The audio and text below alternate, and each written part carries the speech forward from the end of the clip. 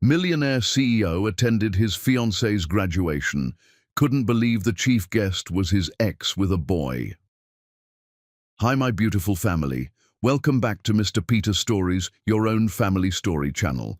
May the Almighty bless every woman in our lives with unshakable strength, a heart overflowing with love, and a spirit that inspires the world.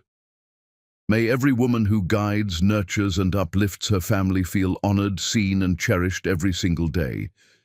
You are the silent power, the backbone of every home, the light that turns darkness into hope.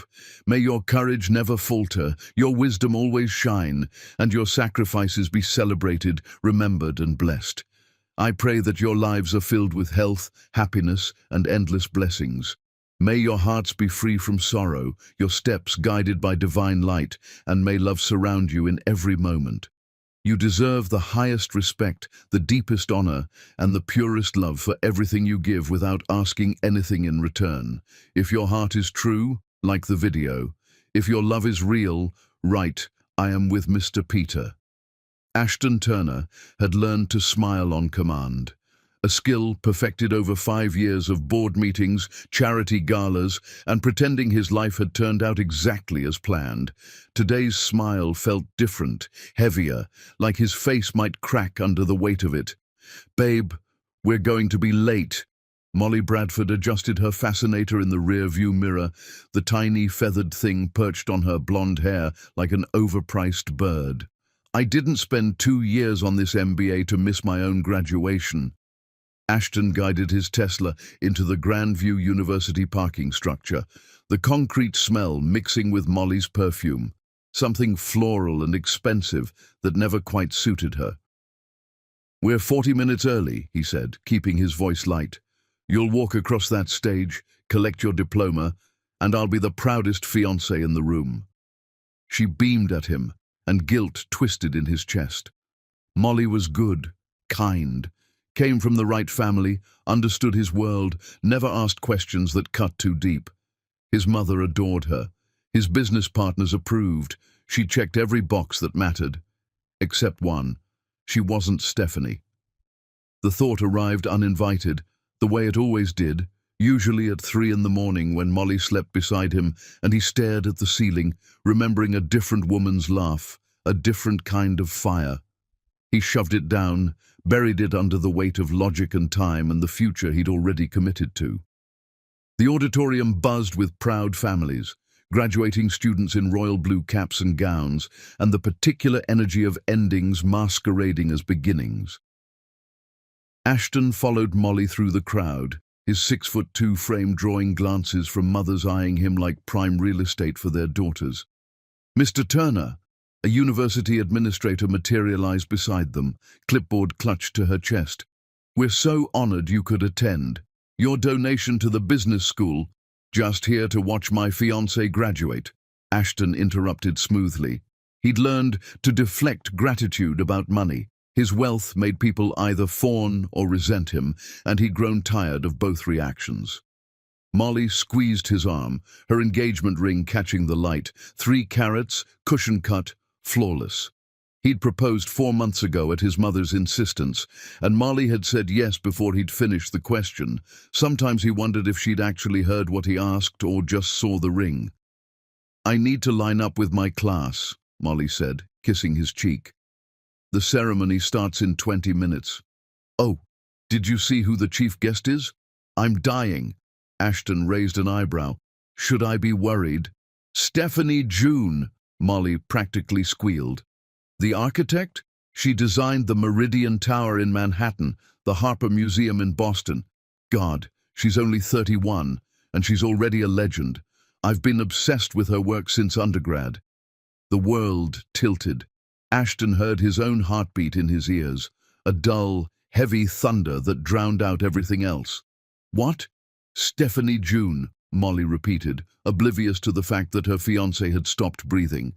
"I can't believe the university got her. She barely does public appearances anymore. Apparently she's very private." She glanced at her phone. "I have to go. Love you." She disappeared into the sea of blue gowns, and Ashton stood frozen in the aisle, his mind fragmenting into 1,000 pieces of a past he'd spent 5 years trying to forget. Stephanie. Here. Today. Ashton Turner, is that really you? He turned to find Devon Matthews grinning at him, his old college roommate and current business partner looking distinctly out of place in a room full of graduate students. Devon's daughter was graduating too, the only reason their paths had crossed today. Devon. Ashton's voice sounded strange to his own ears. When did you get here? 10 minutes ago. Jade's around here somewhere, probably taking selfies. Devon studied Ashton's face. You look like you've seen a ghost. What's wrong? Before Ashton could answer, the lights dimmed. A hush fell over the auditorium. The ceremony was beginning. He moved on autopilot, finding his seat in the family section, his mind screaming static. Devon slid in beside him, still watching him with concerned eyes. But Ashton couldn't form words, couldn't think past the single impossible fact hammering through his skull. Stephanie was here. The dean approached the podium, voice booming through speakers about excellence and achievement and futures bright with promise. Ashton heard none of it. His eyes locked on the side entrance where the faculty and special guests would enter. Then she walked in. 5 years evaporated. Stephanie June moved with the same quiet confidence he remembered. Shoulders back, head high, every step deliberate. She wore a tailored navy dress that hugged curves he'd once known better than his own body, her dark skin glowing under the auditorium lights. Her hair was different, shorter now, a sleek bob that framed her face, but everything else was devastatingly familiar. The curve of her neck, the way she held herself, the exact shade of her lips. That's her, Devon whispered. That's the chief guest. Ashton couldn't speak, couldn't move, couldn't do anything but watch as Stephanie took her seat on the stage, her expression composed and professional, giving no indication that her world had just imploded the way his had. Then her eyes swept the audience and found him. Time stopped. Ashton watched the recognition hit her, saw the exact moment her careful composure cracked. Her eyes widened just slightly, her hands gripped the armrests of her chair. Color drained from her face, then flooded back, her chest rising with a sharp breath. She looked away first, jaw tight, gaze fixed on some point above the audience's heads. Devon grabbed Ashton's arm. That's her, isn't it? That's Stephanie? Yeah, Ashton managed. His voice sounded like it was coming from underwater. That's her. Jesus Christ, Ashton. I didn't know, Ashton said. I had no idea she'd be here. The ceremony blurred past. Students' names were called. Diplomas were handed out. Families cheered. Ashton registered none of it. His entire focus narrowed to the woman on stage, who refused to look at him again, who sat with perfect posture and a smile that didn't reach her eyes. Then movement caught his attention. Backstage, partially hidden by the curtain, a small boy darted into view. Maybe 4 years old, wearing tiny dress pants and a button-up shirt that was already untucked. He had a name tag pinned crookedly to his chest. Ashton's heart stopped. The child had his exact eyes, that specific shade of dark brown with amber flecks that his mother always said came from his grandmother. And there, when the boy smiled at someone off stage, a dimple appeared in his left cheek. Ashton's dimple, his grandmother's nose, his jawline, softened by youth but unmistakable. The boy tugged on a woman's hand, someone who looked like Stephanie's sister, Naomi, though Ashton couldn't be sure from this distance. The child was chattering, animated, full of the boundless energy of a 4-year-old with no interest in sitting still. Naomi bent down, whispering something, and the boy nodded reluctantly, staying put but fidgeting with the name tag on his chest. Ashton's vision tunneled. He leaned forward, squinting at the tag, trying to read it. The boy turned slightly, and the light hit the name tag just right. Hardy June. The world went silent. Ashton did the math he'd sworn he'd never do again, counted backward from the child's age to 5 years ago, to the last time he'd seen Stephanie, to the last time they'd been together before everything fell apart. 4 years old, 5 years since she'd left, 9 months of pregnancy. The numbers aligned with perfect, devastating clarity. Ashton. Devon's voice sounded far away. Ashton, whose kid is that? On stage, Stephanie stood to deliver her keynote address. Her voice filled the auditorium, strong, clear, the voice that used to whisper his name in the dark, talking about resilience and second chances and building something from nothing. But Ashton wasn't listening to her words. He was staring at the boy backstage, at Hardy, at the child who had his face, his eyes, his smile, at his son, the son he'd never known existed. Stephanie's voice wavered just once on the word love. Her eyes flicked to Ashton for a fraction of a second, then to the boy backstage, then back to her notes. And in that moment, Ashton understood everything. She knew he was here. She knew he'd seen Hardy, and she was terrified. The applause erupted as Stephanie finished her speech. Students threw their caps in the air. Families rushed toward the stage. Devon was saying something, asking questions, but Ashton couldn't hear him over the roaring in his ears.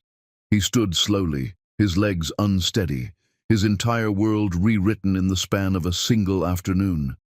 Somewhere in this auditorium, his fiancée was celebrating her graduation, and somewhere backstage, his son, was waiting for a mother who'd kept the most devastating secret of Ashton's life.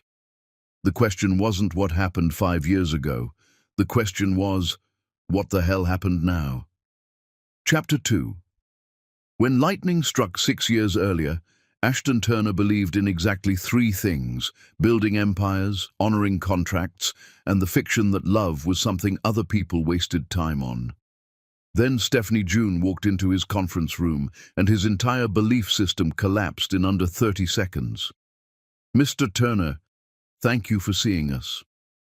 Her voice hit him first, warm, professional, with an edge that suggested she didn't need his approval, but would take his money if the terms were right. "I'm Stephanie June from Harmon and Associates. We're here to pitch our vision for Turner Heights." Ashton extended his hand for a polite shake, the way he'd done 1,000 times before with architects, contractors, investors. Business handshake, firm grip, eye contact, standard protocol.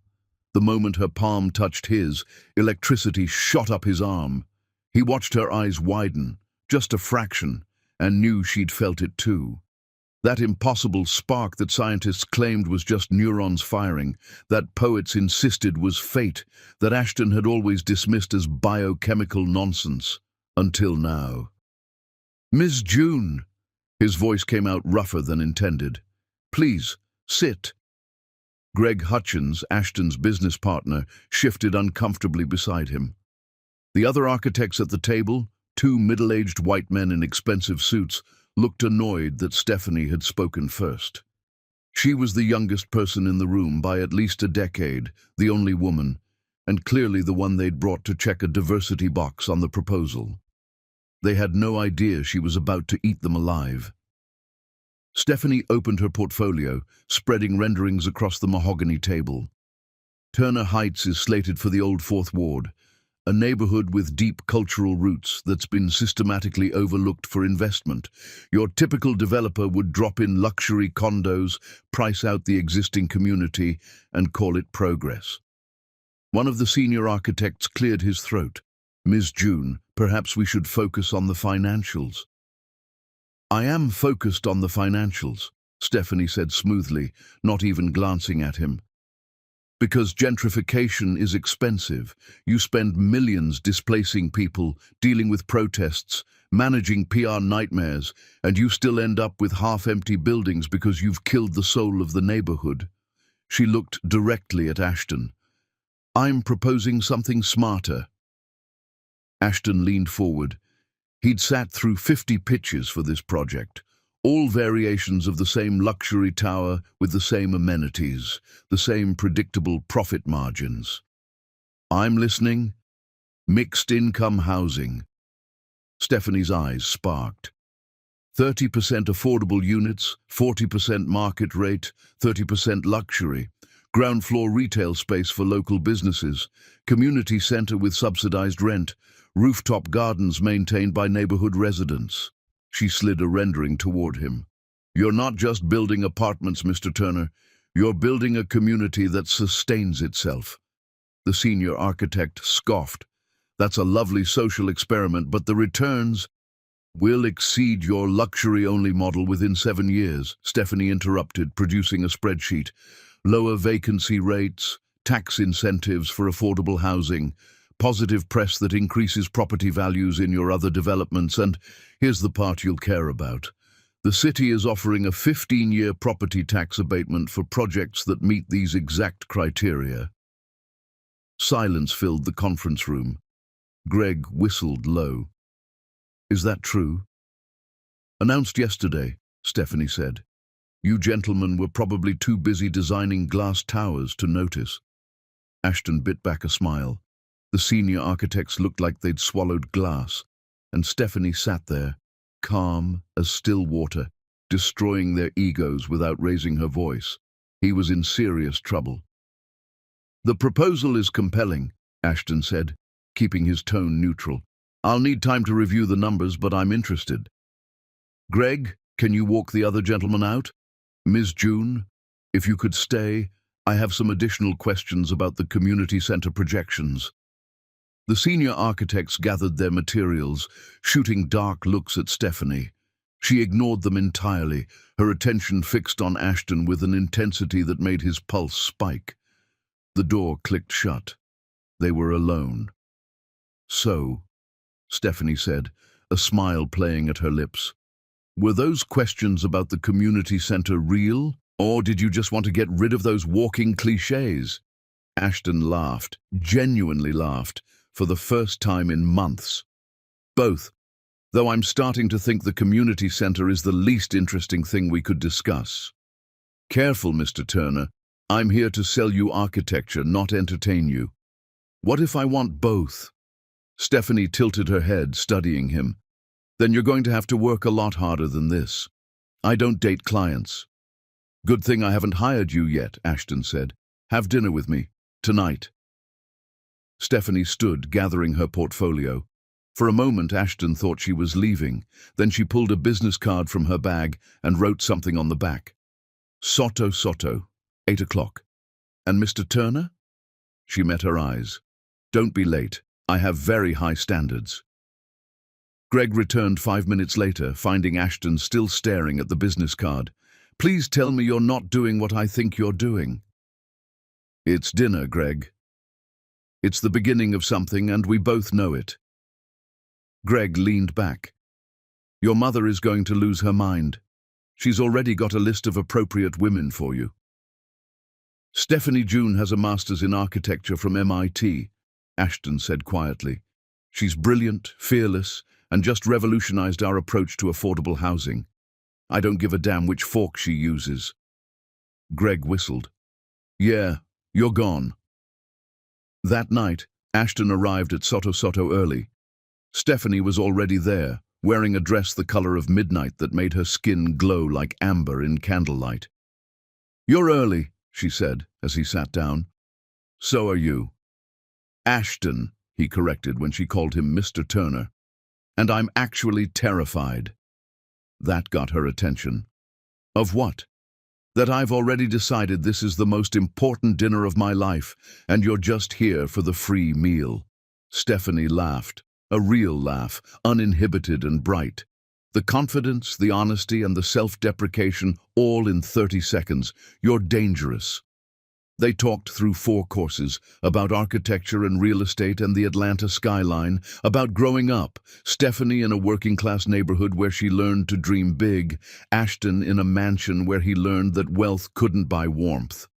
At midnight, the restaurant staff started hovering, ready to close. I don't want this to end, Ashton said. Then don't let it. They walked through Piedmont Park, and Ashton realized this was what people meant when they described connection. Not just attraction, but recognition, like finding someone who spoke a language he'd been waiting his whole life to hear. "I need to tell you something," Stephanie said, stopping on a bridge overlooking the lake. "I don't do casual. I don't date for fun or to pass time. If this is just entertainment for you—" "It's not," Ashton interrupted. "Stephanie, I've spent my entire life building things, companies, buildings, empires, but I've never built anything that mattered until right now, standing here with you, trying to figure out how to convince you that I'm serious." She looked at him for a long moment. Then she kissed him. The world stopped. Every cliché Ashton had ever dismissed as fiction suddenly made perfect sense.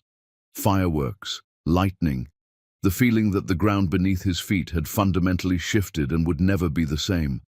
When they finally pulled apart, Stephanie was smiling. "Okay, we can do this." "Do what?" "Fall in love," she said simply. "Because I think we already started." She was right. Within 2 weeks, they were inseparable. Within a month, Ashton's friends stopped inviting him anywhere without her. Within 3 months, his mother met Stephanie and actually smiled, a genuine smile, not the polite grimace she usually reserved for women Ashton dated. Devon pulled him aside at a charity gala, watching Ashton watch Stephanie across the room.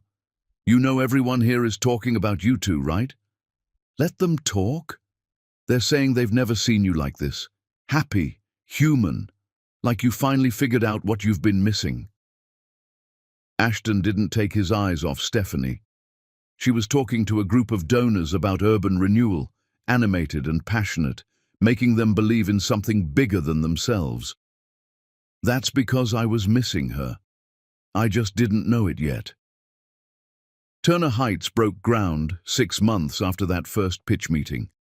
Stephanie and Ashton stood side by side at the ribbon cutting, and someone from the Atlanta Journal-Constitution took a photo that ended up on the front page of the business section. They looked at each other in that photo the way people look at miracles, awed and grateful, and slightly terrified by the magnitude of what they'd found. Ashton's assistant framed the photo and put it on his desk. He looked at it every single day and thought the same thing. This is what people search their whole lives for, and most never find it. He'd found it in a conference room on a random Tuesday, and he wasn't letting go. But fate, it turned out, had other plans. And those plans started with a phone call on a Wednesday afternoon that would destroy everything Ashton thought he knew about his family, his father, and the foundation his entire life was built on. Chapter 3. The kingdom they built, Atlanta, had a new power couple, and they weren't subtle about it. Ashton and Stephanie became the pair people pointed at in restaurants, the relationship other couples measured themselves against, not because they tried to be noticed, but because it was impossible not to notice the way they looked at each other. "You two are nauseating," Greg announced one afternoon, walking into Ashton's office to find Stephanie perched on his desk, going over blueprints. "Seriously, it's like watching a romance novel with a construction budget." Stephanie grinned. "Jealousy looks terrible on you, Greg. I've been married 15 years, and we don't look at each other the way you two do after 6 months." "That's because you take each other for granted," Ashton said. Stephanie laughed, hopping off the desk. "I'm a terrible influence." But it wasn't just physical attraction. It was the way they pushed each other, the way Stephanie called Ashton out when he got too focused on profit margins, the way Ashton encouraged Stephanie to dream bigger, pitch bolder, take up space in rooms that wanted to diminish her. Ashton's mother hosted a dinner party 3 months into their relationship. Ashton had warned Stephanie these events were performative, his mother's way of showing off. "She's going to test you," Ashton said in the car. "Ask questions designed to make you feel small." "Baby, I've been judged my whole life," Stephanie said calmly. "I'm a black woman in architecture. Your mother is amateur hour." She was right. Victoria Turner greeted them with a smile that didn't reach her eyes. "Ashton, darling, and this must be the famous Stephanie June." "Mrs. Turner, thank you for having me." Stephanie's handshake was firm. "Your home is stunning. The crown molding is original, isn't it? Late 19th century? Victoria blinked. Yes, actually. How did you know? I did my thesis on preservation architecture. You've maintained it beautifully. And just like that, Victoria's icy facade cracked. By dessert, Ashton's mother was showing Stephanie family photos. Devon leaned over and whispered to Ashton, "Your mom likes her. I've never seen Victoria Turner like anyone who wasn't born into the junior league." "Stephanie has that effect," Ashton murmured. "She makes people want to be better." Victoria pulled Ashton aside in the foyer. "I like her. She's smart, accomplished, and she doesn't need you, which means when she chooses you, it actually means something." His mother's eyes softened. "I've never seen you happy, Ashton." "Not really. But with her, you glow." It was the kindest thing his mother had said to him in years. Turner Heights rose from the ground over the following months, becoming their shared masterpiece. Stephanie practically lived on the construction site. Ashton showed up most afternoons, ostensibly to check on the investment, but really just to watch her work. "You know, people are talking," Stephanie said one evening, finding him watching her. "Let them talk. They say you're distracted, that you're spending too much time here." Stephanie walked over, concrete dust on her jeans, hair in a messy bun. "Ashton Turner, are you neglecting your empire for me?" "I'm investing in my future," he corrected, pulling her close. "This building, this project, this is the only thing that matters." Devon's wife threw them a dinner party on their one-year anniversary. Their friends filled the Matthews home, watching Ashton and Stephanie's relationship like a masterclass in how love should look. "Speech!" someone called out. Ashton stood, pulling Stephanie up with him. "A year ago, I thought I had everything figured out." He looked at Stephanie. "Then this woman walked into my conference room and destroyed my entire life plan in the best possible way." People laughed, but Ashton kept going. "Stephanie makes me want to be better.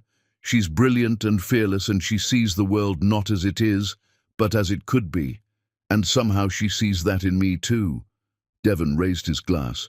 "To Ashton and Stephanie, making the rest of us look bad for a solid year."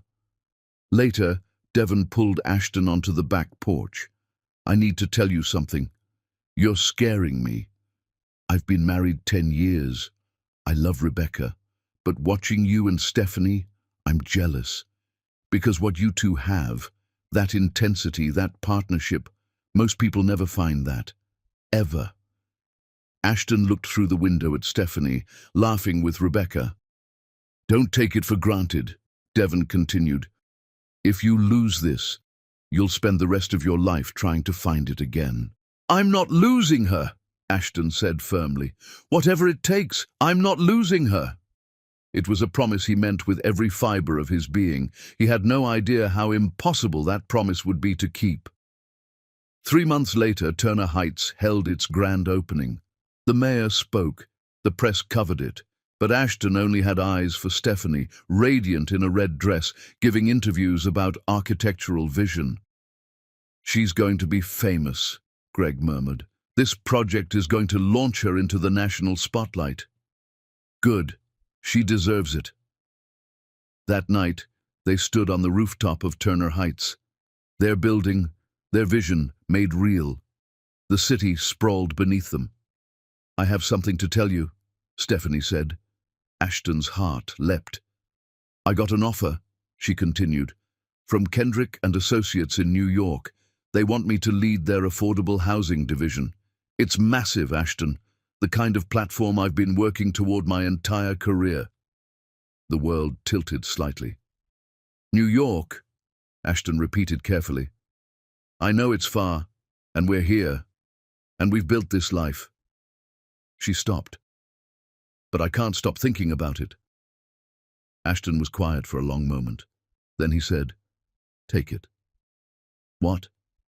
"Take the job, Stephanie. This is your dream. I'm not going to be the man who holds you back. But we'd be in different cities. Then I'll move." The words came easily, because they were true. My company can operate from anywhere. We've been talking about expanding to New York for years. This is the perfect excuse. Stephanie stared at him. You'd move to New York for me. I'd move to Antarctica for you, Ashton said. Stephanie, you're my partner, my future, the person I want to build the rest of my life with. So yeah, if your dreams are in New York, then my dreams are in New York. She kissed him with urgency that took his breath away. I love you, she whispered. I've loved you since that first dinner, but I was too scared to say it. I love you too, Ashton said, and I'm going to prove it every single day for the rest of our lives.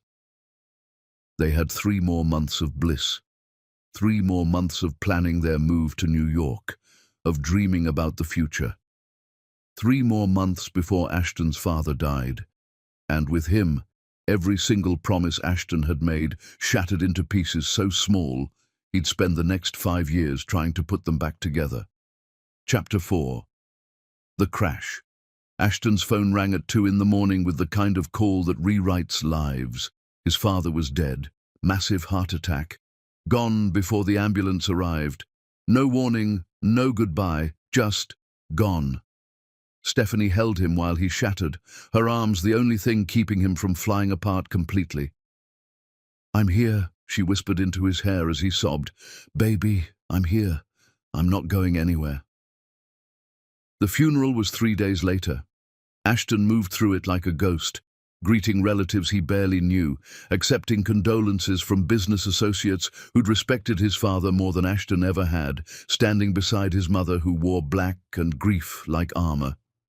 Richard Turner had been distant, exacting, impossible to please, but he'd been Ashton's father, and now he was gone, and Ashton didn't know how to process the contradiction of grieving someone he'd never quite loved. Stephanie stayed close, a steady presence in the chaos. She fielded phone calls, organized food deliveries, ran interference when relatives asked inappropriate questions. Devon showed up with coffee and silence, knowing Ashton needed presence more than words. Then came the reading of the will. Ashton sat in his father's attorney's office. Mahogany paneling, leather chairs, the smell of old money and older secrets. His mother sat rigid beside him. Stephanie had offered to wait outside, but Ashton needed her there, needed her hand in his. The attorney, Walter Brennan, cleared his throat. Before we begin, I need to inform you that there are complications. Mr. Turner's estate is more complex than anticipated. Meaning? Ashton asked. Walter slid a folder across the desk. Your father had another family. The words didn't make sense at first. Ashton stared at the folder like it was written in a foreign language. Excuse me? Victoria's voice was ice. Richard Turner maintained a relationship with a woman named Linda Hartley for over 20 years. They had a son together, Nathan Hartley. He's 23 now. The office went silent. Ashton opened the folder. Inside were photos, his father with a woman who wasn't his mother, smiling in ways Ashton had never seen, and a boy who looked disturbingly like a younger version of Ashton himself. There's more, Walter continued. Turner Enterprises has significant undisclosed debts. Your father borrowed heavily to maintain both households and fund several failed investments. The company is currently insolvent. Victoria stood abruptly, her chair scraping against hardwood. That's impossible. Richard built that company from nothing. And he ran it into the ground trying to maintain his double life, Walter said gently. I'm sorry, Mrs. Turner, but the estate is bankrupt. The house, the cars, the assets, it's all going to have to be sold to cover debts. Ashton couldn't breathe. His father, the man he'd spent his life trying to impress, trying to measure up to, had been living a lie, had another son, had destroyed the family business through deceit and desperation. How much? Ashton heard himself ask. 8 million, give or take. The number landed like a physical blow. I can cover it, Ashton said. His own company was worth significantly more. He could liquidate assets, take out loans, restructure. There's one more thing, Walter interrupted.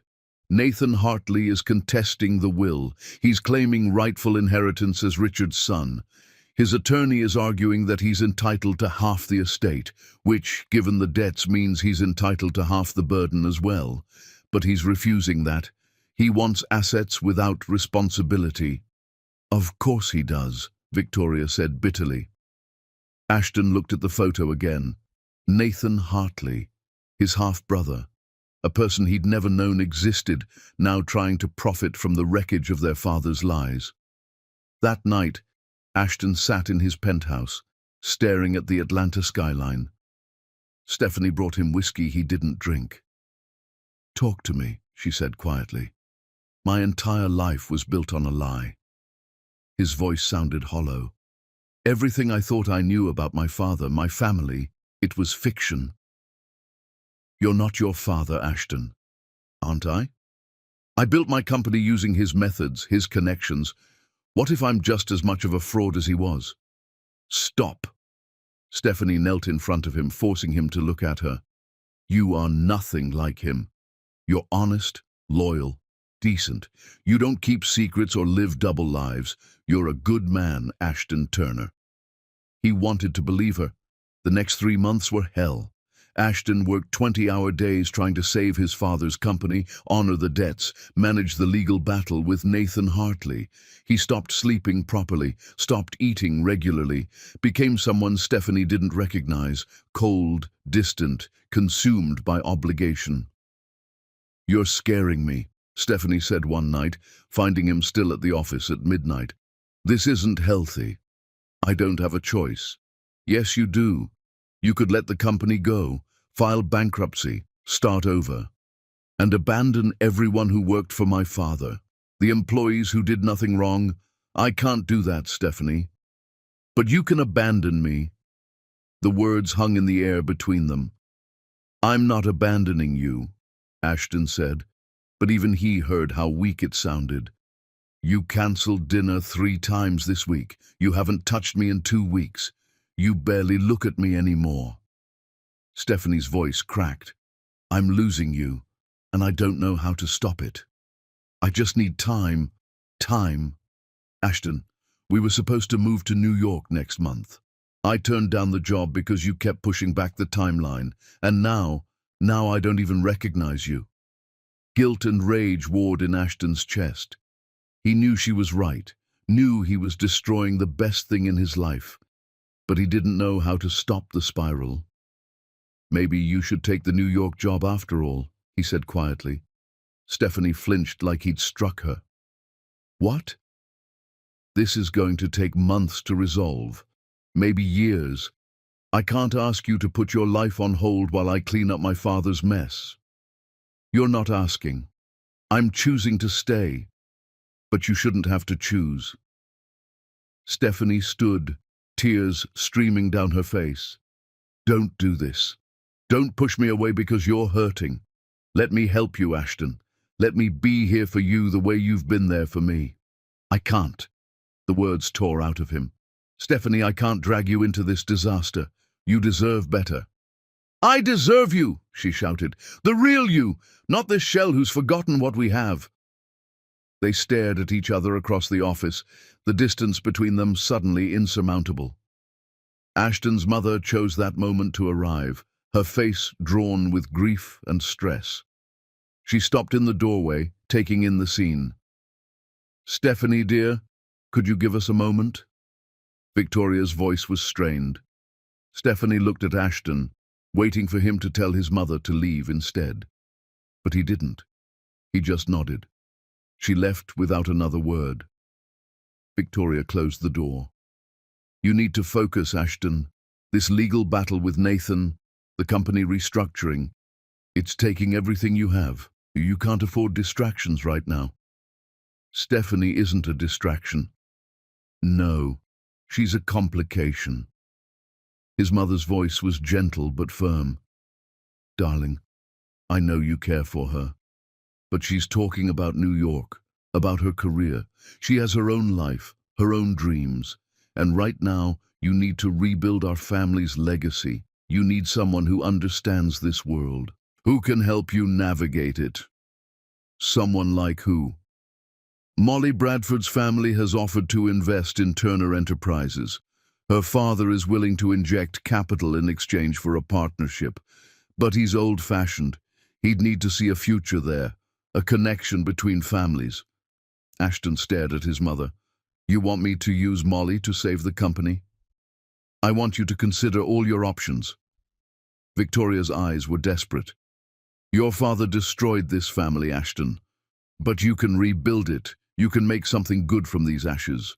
But you need to focus. You need to put aside personal feelings and think strategically. Stephanie is not a personal feeling. She's my future. Is she? Because she's leaving for New York eventually, and you'll be here picking up the pieces. Can your relationship survive that distance? That divergence? The seed of doubt planted itself deep. Over the next week, that seed grew. Ashton watched Stephanie pull away, protecting herself from his emotional unavailability. He saw the hurt in her eyes every time he cancelled plans or stayed late at the office. He felt the chasm widening between them, and his mother's words echoed, "Can your relationship survive this?" Then came the night that changed everything. Ashton worked late again, reviewing documents for the Nathan Hartley lawsuit. His mother had left him alone in the office, giving him space to think. Around midnight, he took a break, opening his laptop to check emails. A notification popped up from the Atlanta Business Chronicle. Another article about Turner Heights. Stephanie's project was winning awards, getting national attention. Ashton clicked through to read it, pride swelling in his chest despite everything, and then he saw the photo. Stephanie at some industry event in New York, radiant in an emerald dress. But she wasn't alone. Standing beside her, his hand on the small of her back in a gesture Ashton recognized because he'd done it 1,000 times himself, was Jordan Pierce, her colleague, her friend, the man she'd mentioned casually in conversations but never emphasized. The caption read, "Architect Stephanie June and business partner Jordan Pierce celebrate Kendrick and Associates' latest acquisition." Business partner, his hand on her back. Her smile, genuine, happy, free of the strain she wore around Ashton lately. Ashton stared at the photo until it blurred. Stephanie had moved to New York a week ago, taken the job after their last fight, after he'd told her to go. She'd called him once to say she'd arrived safely. He'd been in a deposition and hadn't called back. And now here she was, with another man's hand on her back, smiling like she hadn't just left the love of her life behind in Atlanta. The rational part of Ashton's brain knew this was innocent. Jordan was her colleague. The hand placement meant nothing. Business partners stood together at events. But the part of him that was drowning in grief and exhaustion and the wreckage of his father's lies saw something else. Proof that Stephanie was already moving on, that she'd realized Ashton was too broken to fix, that she'd found someone easier, someone whole. He closed the laptop, didn't call her, told himself she'd made her choice. What Ashton didn't know, couldn't know, was that at that exact moment, Stephanie was in her tiny New York apartment, staring at a positive pregnancy test, trying to figure out how to tell him. What he didn't know was that she'd call his office the next day, and his mother would answer, would tell her Ashton was in meetings all week, would promise to pass along the message. What he didn't know was that Victoria Turner, drowning in her own grief and desperate to save her family's legacy, would intercept that one critical message, would tell Stephanie that Ashton had asked for space, would suggest that maybe it was better to let him focus on rebuilding without the complication of a long-distance relationship. And Stephanie, hurt and pregnant, and staring at that photo of Ashton with Molly Bradford that had just been published in the society pages, a photo from some Turner Enterprises event where Molly stood beside him looking like she belonged, would make a choice too. She would stop calling, would convince herself that if Ashton wanted to reach her, he would tell herself that raising a child alone was better than forcing a man to choose between her and his obligations. Both of them made choices that week. Both of them gave up too soon. and both of them would spend the next 5 years believing the other had moved on, when the truth was they'd both been waiting for a phone call that never came. Chapter 5. The secret she carried.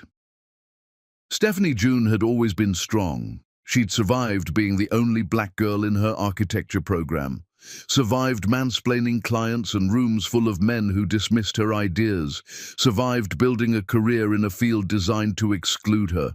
But sitting in her Manhattan apartment, staring at 2 pink lines on a pregnancy test, Stephanie didn't feel strong. She felt terrified.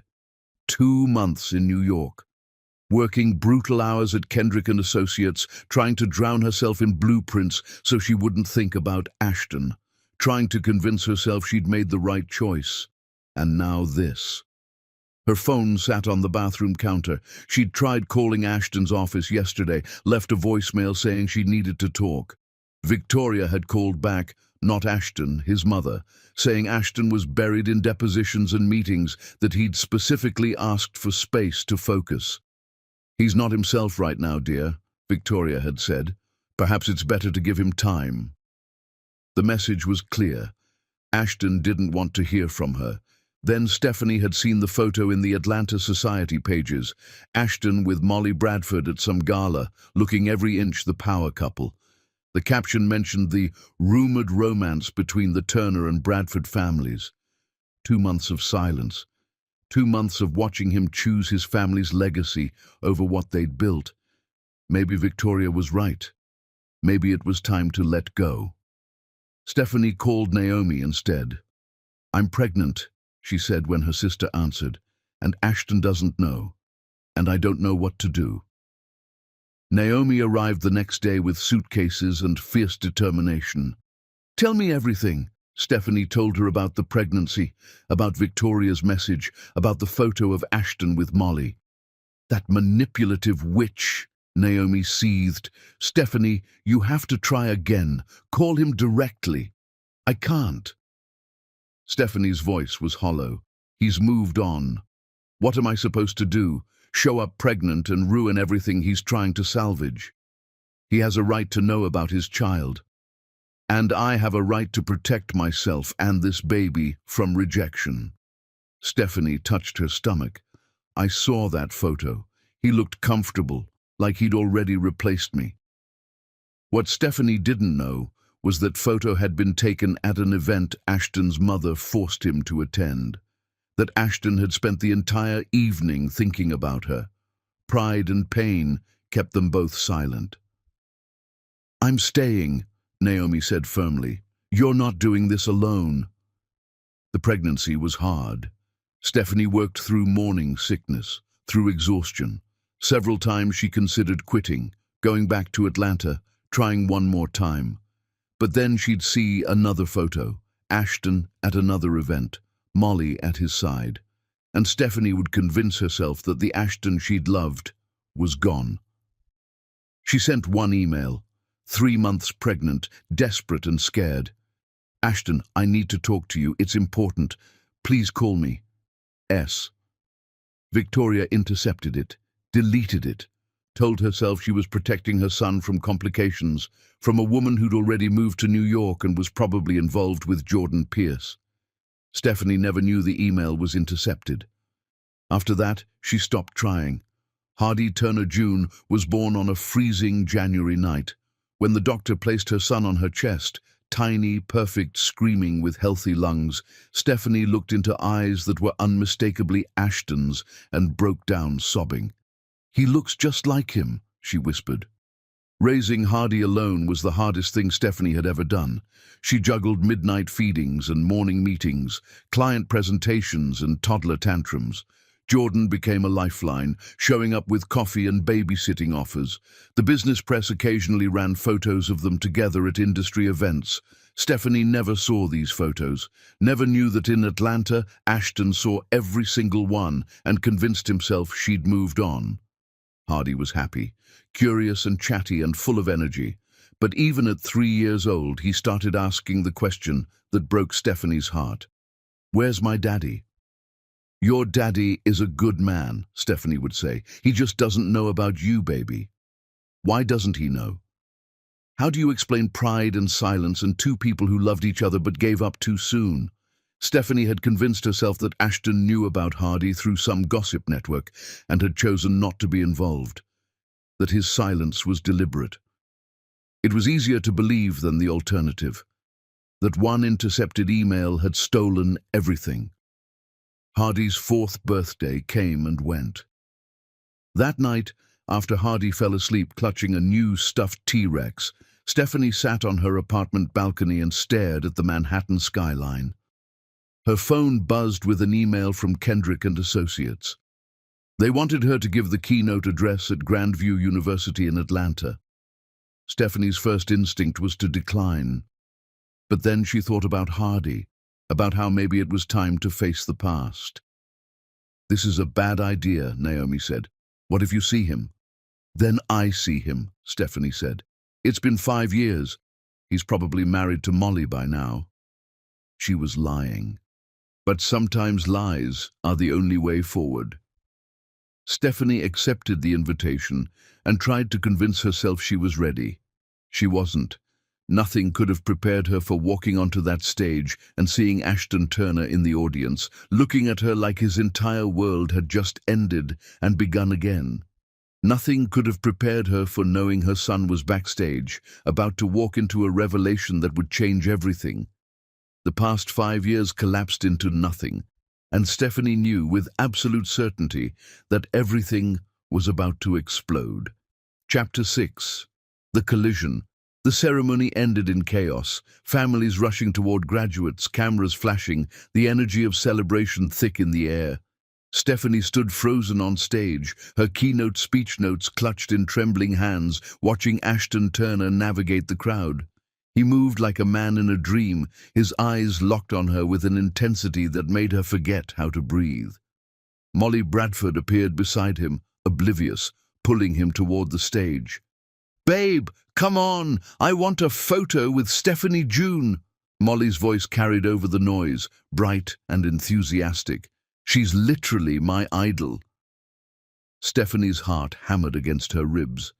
She needed to get Hardy out of here, needed to grab her son and disappear before... Too late. Ashton was climbing the stage steps, Molly chattering beside him about architecture and design philosophy, and Stephanie had nowhere to run. "Miss June!" Molly extended her hand, practically vibrating with excitement. "I'm Molly Bradford, well, soon to be Molly Turner, and I just have to tell you, your work is incredible. The Meridian Tower changed how I think about urban design." Stephanie shook her hand mechanically, her entire focus on Ashton. He stood 2 feet away, silent, his face drained of color. "Thank you," Stephanie managed. "I appreciate that." "Can we get a photo? Ashton, take our picture." Molly thrust her phone at him, moving to stand beside Stephanie. Ashton took the phone with wooden movements.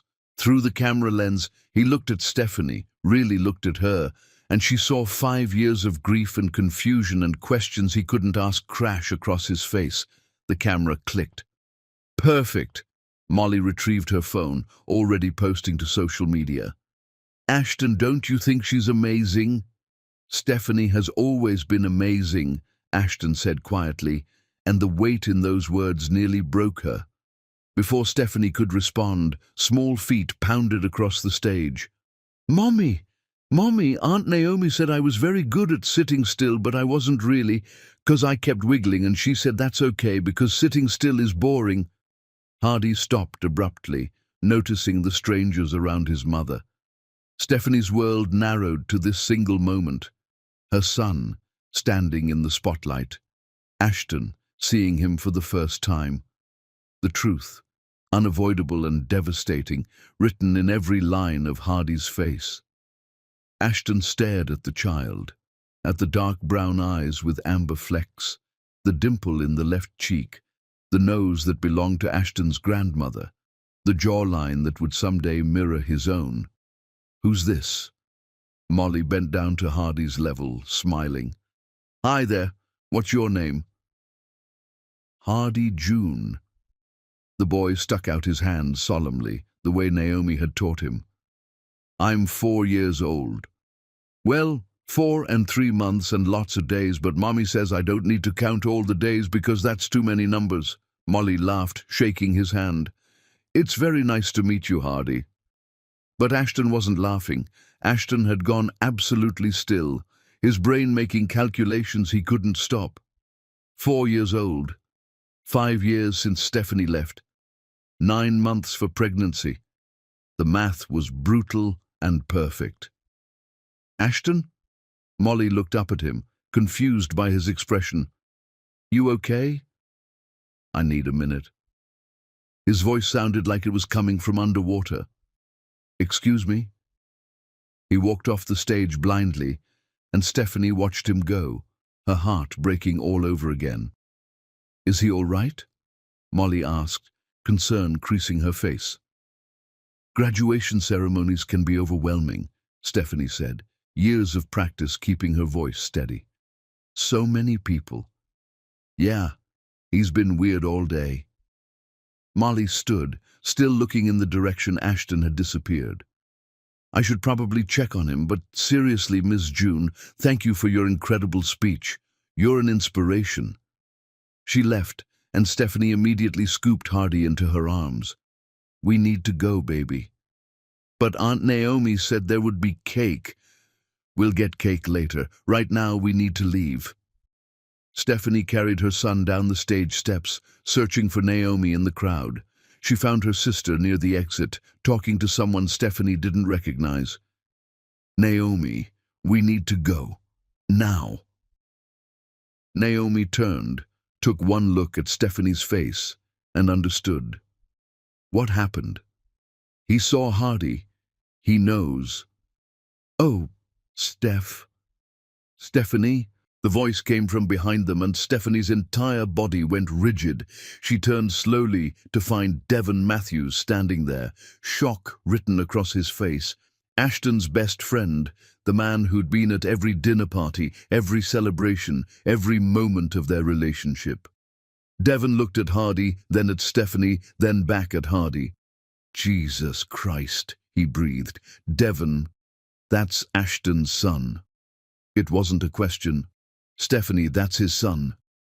People were starting to notice, to turn and stare. Naomi stepped closer, protective.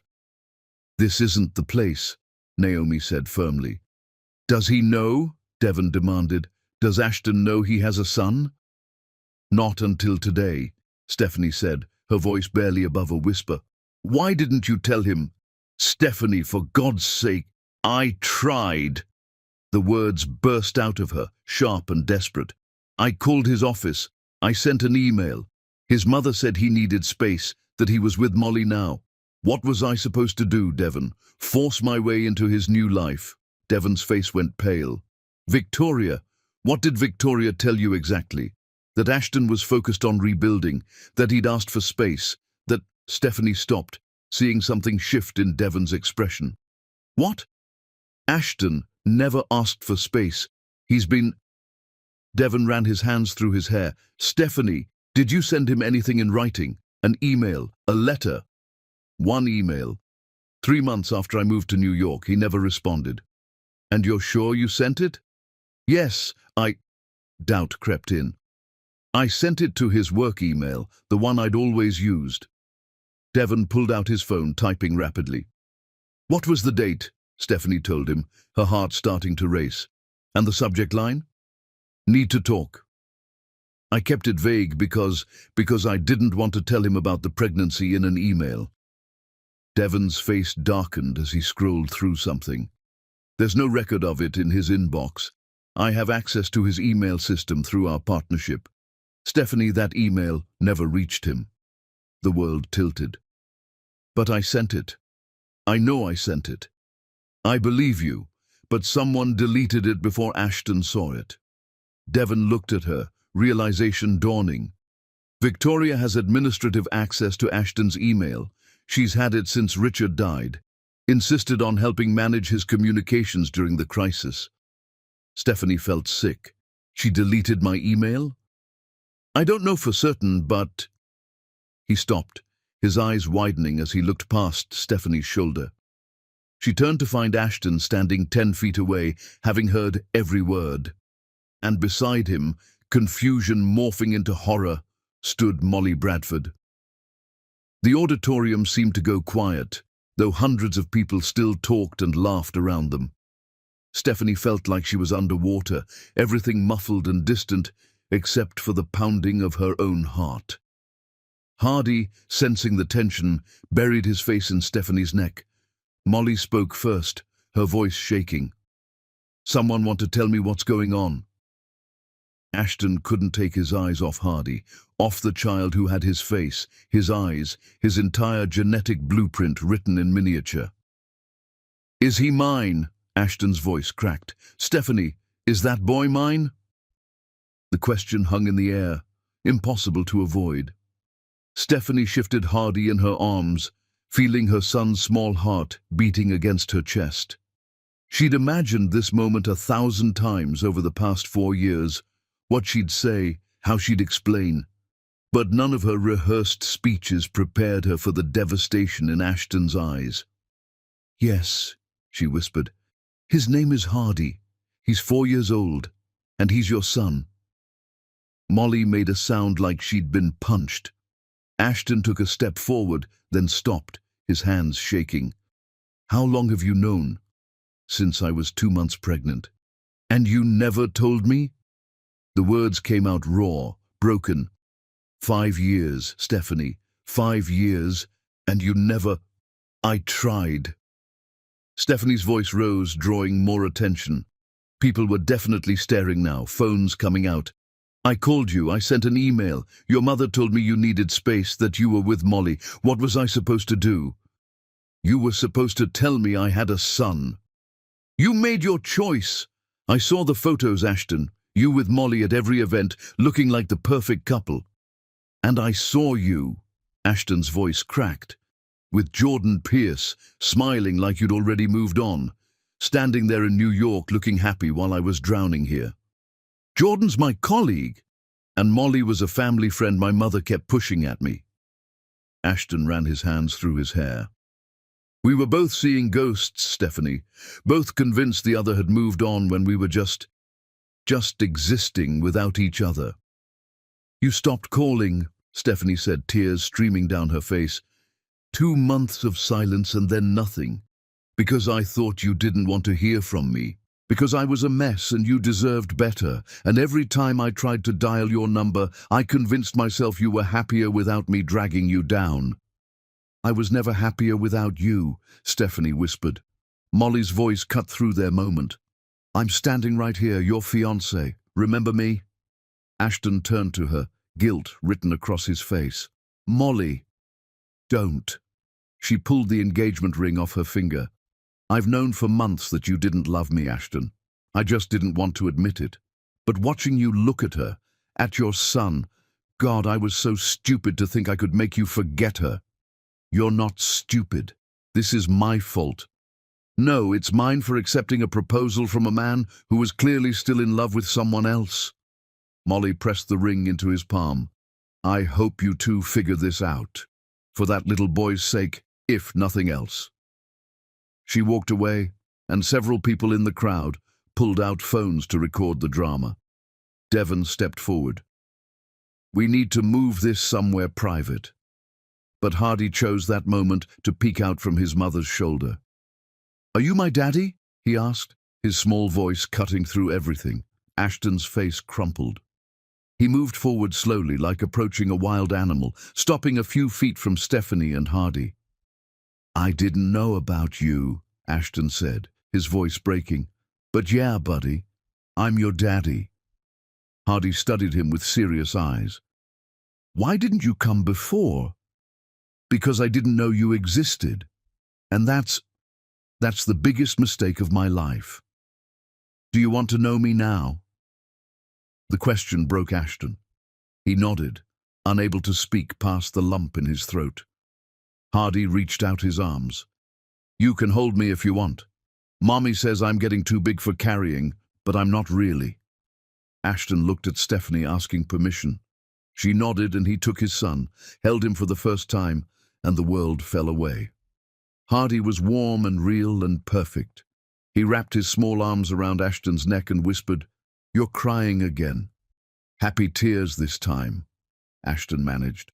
Security approached, asking them to move the reunion somewhere private. Devon led them to a faculty office, away from phones and stares.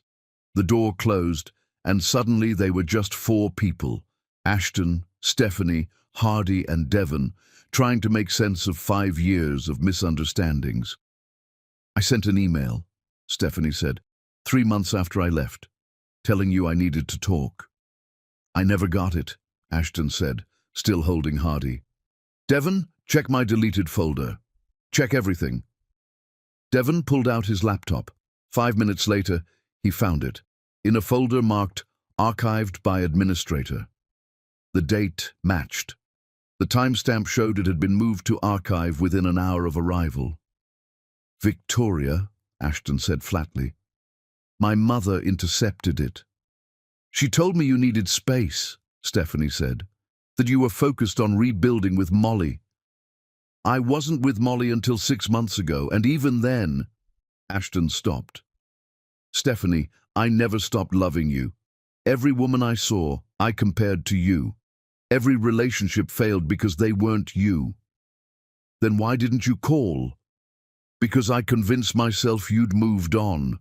Because I was drowning in my father's mess and I thought I'd just drag you down with me. Because I was a coward."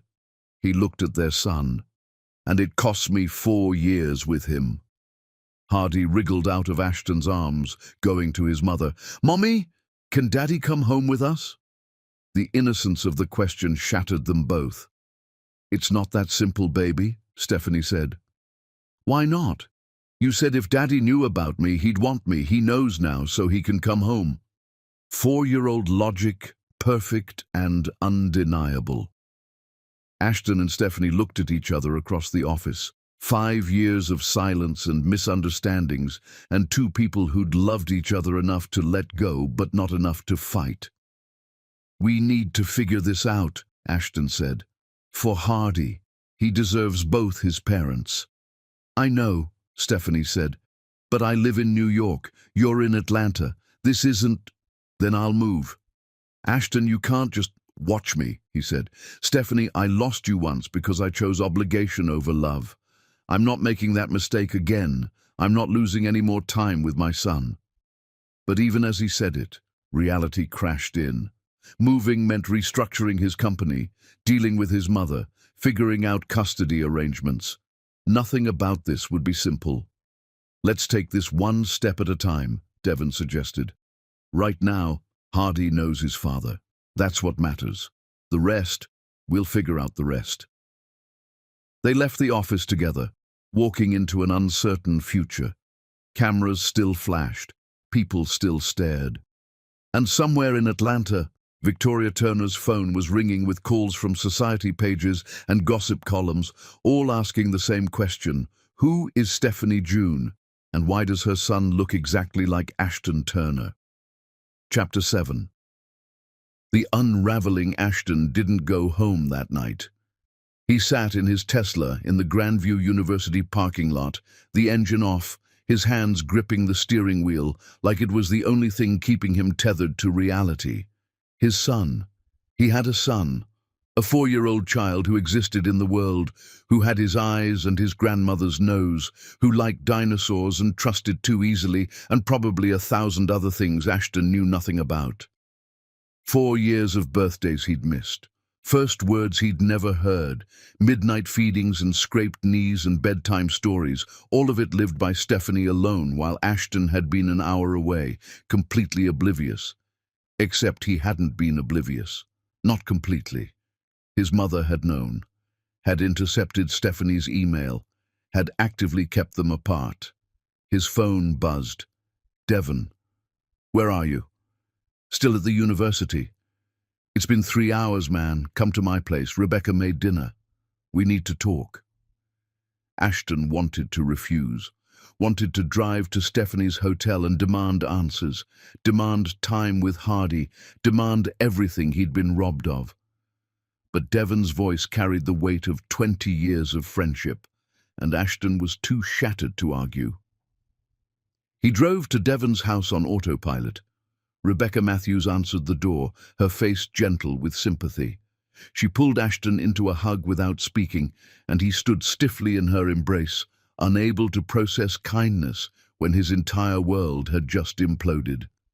"Devon's in the study," Rebecca said softly. "I'll bring coffee." The study smelled like leather and old books. Devon sat in his usual chair, a tumbler of whiskey already poured for Ashton on the side table. "Drink," Devon ordered. Ashton drank. "You want to tell me what's going through your head right now?" Ashton laughed, a hollow, broken sound. "I have a son, Devon, a 4-year-old son I knew nothing about. What the hell is supposed to be going through my head?" "Rage at your mother, probably. Confusion about Stephanie. Grief over everything you missed." "All of that." Ashton set down his glass before he threw it. "And guilt. So much guilt I can't breathe around it." "Why guilt?" "You didn't know. But I should have tried harder. When Stephanie stopped calling, I should have flown to New York. Should have shown up at her apartment. Should have fought for her instead of convincing myself she was better off without me." "Stop." Devon leaned forward. "You were drowning in grief and debt and legal battles. You made the best decisions you could with the information you had, which included believing my mother when she said Stephanie needed space." Ashton's voice turned bitter. "How stupid was I, Devon? How blind?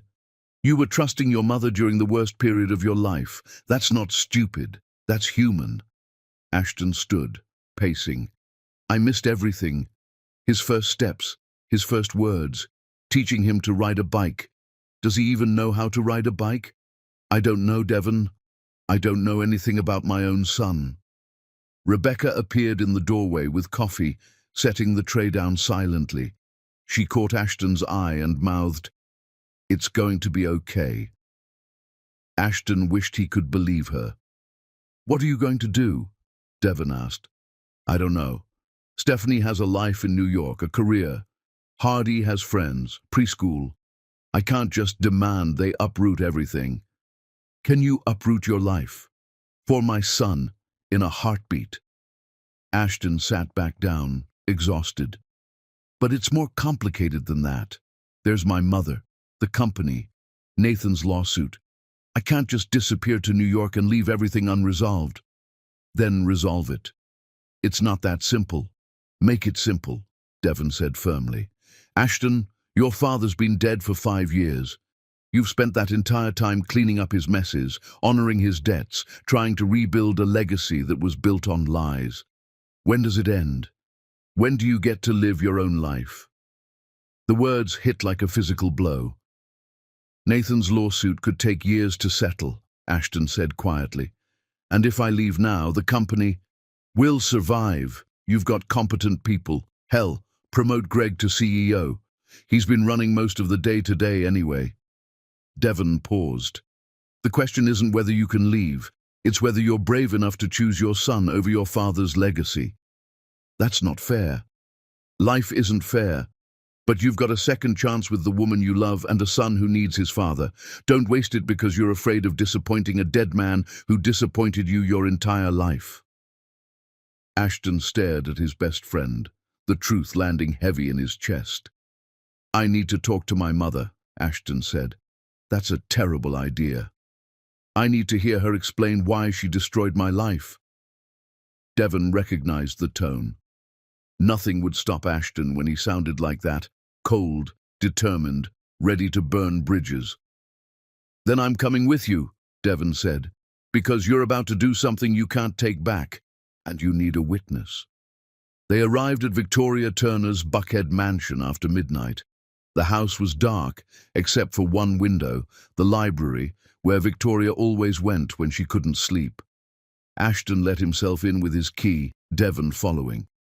Victoria sat in Richard Turner's old leather chair, a glass of wine in her hand, looking older than Ashton had ever seen her. A laptop sat open on the table beside her, the screen showing the Business Chronicle's homepage with a photo of Ashton holding Hardy. The headline read, Turner heir's secret son, 5 years of lies. I was wondering when you'd come, she said quietly. You knew. Ashton's voice was flat. About Stephanie's pregnancy. You intercepted her email. Victoria closed the laptop carefully. Yes. The admission hit harder than Ashton expected. Some part of him had hoped Devon was wrong, that there was an explanation. Why? Because you were drowning, Victoria said. Your father had just died. The company was collapsing. Nathan was threatening lawsuits. And Stephanie was in New York, starting a new life, probably with that Jordan Pierce everyone kept photographing her with. I couldn't watch you destroy yourself trying to maintain a relationship that was already over. It wasn't over. She was pregnant with my child. She'd left Ashton. She'd chosen New York over you. What was I supposed to think? You were supposed to tell me the truth. Ashton's voice cracked. You were supposed to let me make my own decisions about my own life. I was trying to protect you. From what? From being a father. From the woman I loved. He stepped closer, trembling with rage. Mother, I have a 4-year-old son I've never met. 4 years of his life that I missed because you decided you knew better than I did what I needed. Victoria stood, her composure finally breaking. I made a mistake. I know that now. But Ashton, you were falling apart. The company, the debts, Nathan, you were barely holding yourself together. I thought if you focused on rebuilding, if you let Stephanie go, you'd eventually find peace. I found nothing. 5 years of nothing because you took my choice away. I was grieving too. Victoria's voice rose. Your father had another family, another son. Our entire life together was a lie, and I was just trying to save something, to make sure you didn't end up like him, torn between 2 families. So you made sure I had no family at all. The words hung in the air, devastating in their truth. Devon cleared his throat. Mrs. Turner, did you intercept more than one email? No, just the one. Victoria's voice was small. After that, Stephanie never tried to contact him again. I thought she'd moved on, that my intervention had worked. Your intervention destroyed both their lives, Devon said quietly, and robbed Hardy of his father. Victoria sank back into her chair. I'm sorry. God, Ashton, I'm so sorry. Sorry doesn't give me back the time I lost. Ashton looked at his mother, really looked at her, and saw a stranger, a woman so consumed by her own pain that she'd inflicted it on everyone around her. I don't know if I can forgive you for this. I understand. No, you don't. Ashton's voice was cold. You took my son from me. You manipulated Stephanie. You controlled my life because you couldn't control your own. And now I have to figure out how to be a father to a child who doesn't know me, how to rebuild trust with a woman who thinks I abandoned her, all while dealing with the fact that my own mother sabotaged my happiness. What can I do? Victoria whispered. How can I make this right? You can't. Ashton headed for the door.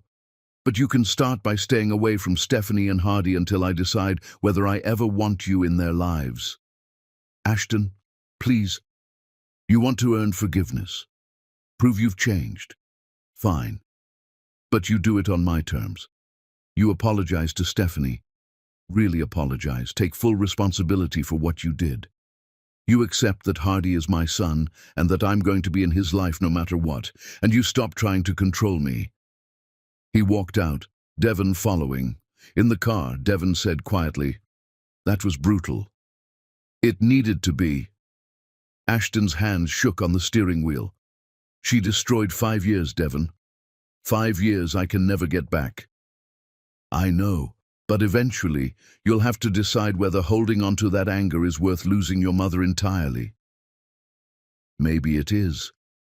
They drove in silence. Then Devon asked, What about Stephanie?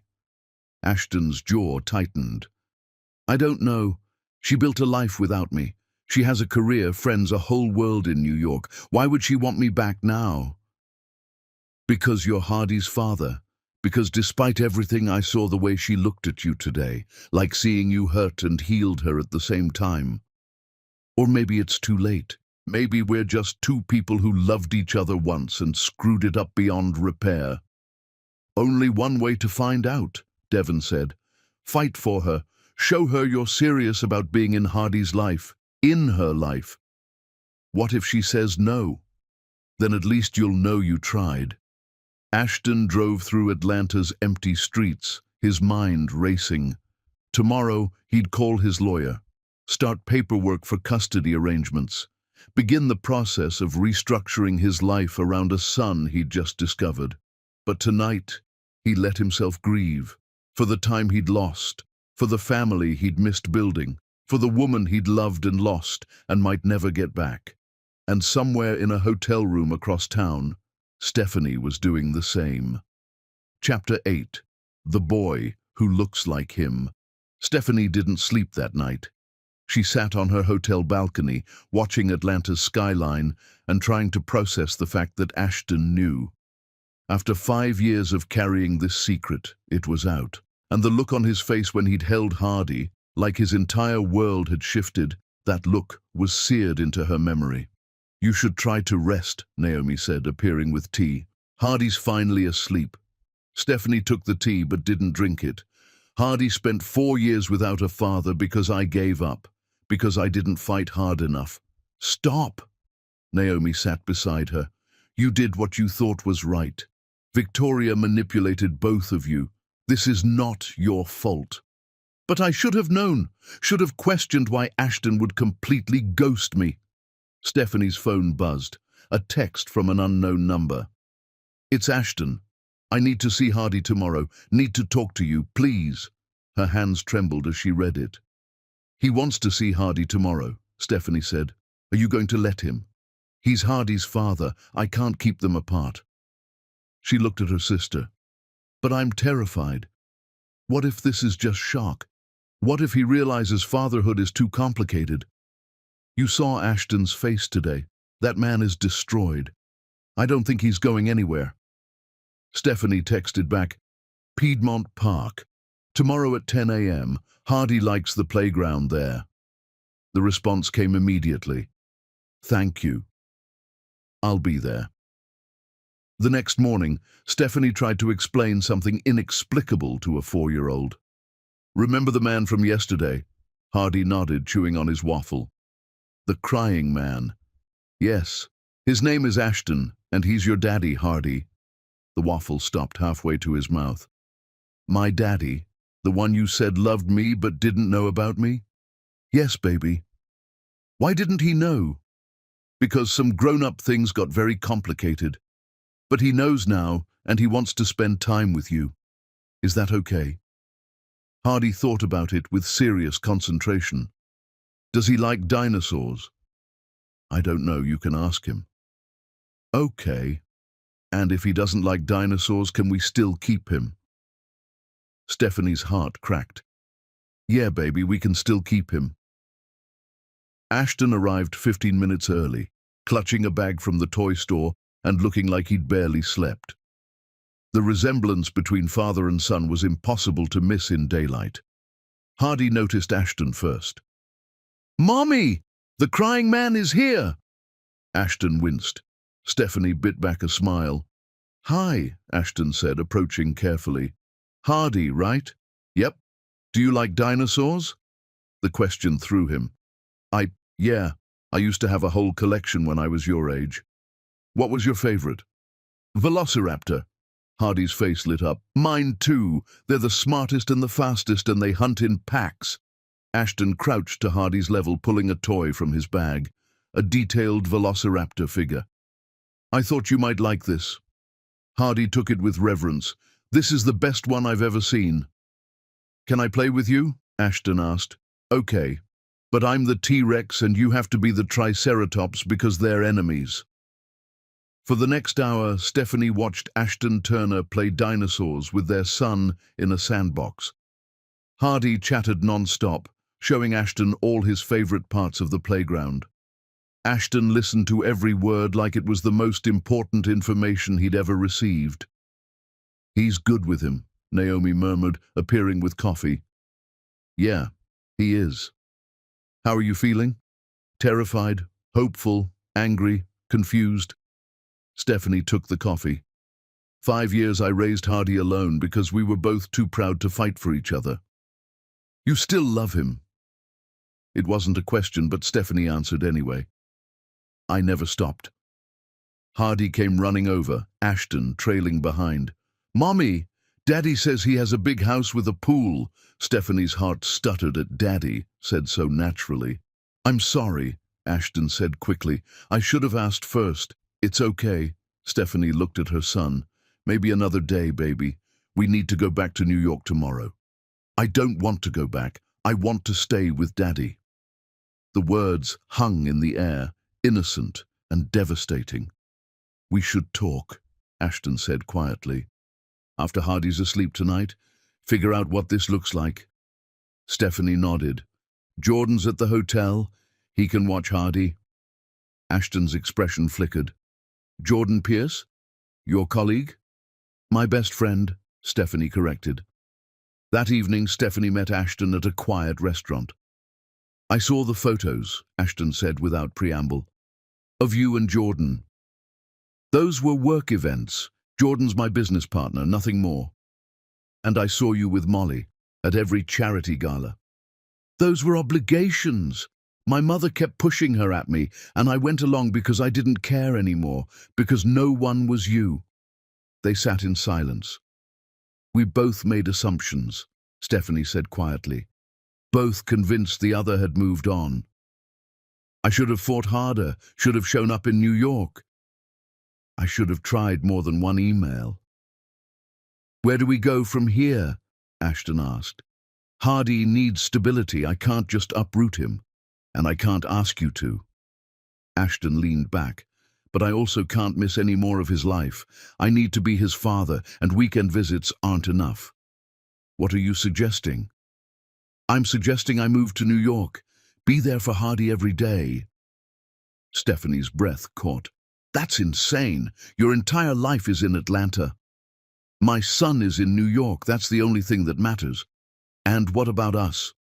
The question escaped before she could stop it. I still love you, Ashton said simply, but I also know I can't just pick up where we left off. We're different people now. We have a son to think about. So what does that mean? It means we take this slow. We focus on Hardy, on building trust. And maybe somewhere in that process, we figure out if we can be more than that again.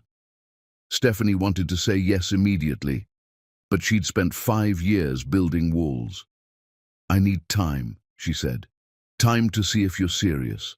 Time to make sure Hardy's protected if things don't work out. I understand. Take all the time you need. And Ashton, if you're going to be in Hardy's life, you're all in. No halfway commitments. That little boy has spent 4 years asking about his father. I won't let him get attached just to lose you.